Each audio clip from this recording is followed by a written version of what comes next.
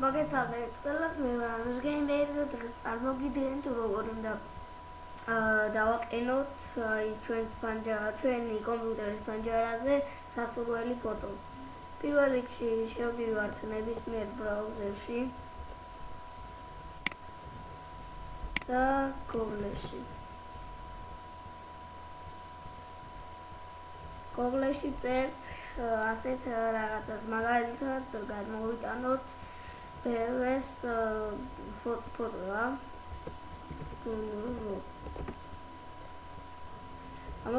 ამოგვიგდებს ასეთ ფოტოებს. მაგალითად ეს ფოტო დავაყენოთ და დავაჭერთ მარჯვენა რილაქს და სოხრანით სინკი კაკ. და დავაჭერთ მიცემას, როდესაც დავაჭერთ, ეს არ უნდა გადმოვიტანოთ. ეს მხოლოდ არის ფოტოს დაყენება, რომ არ დაგიჭირდეთ.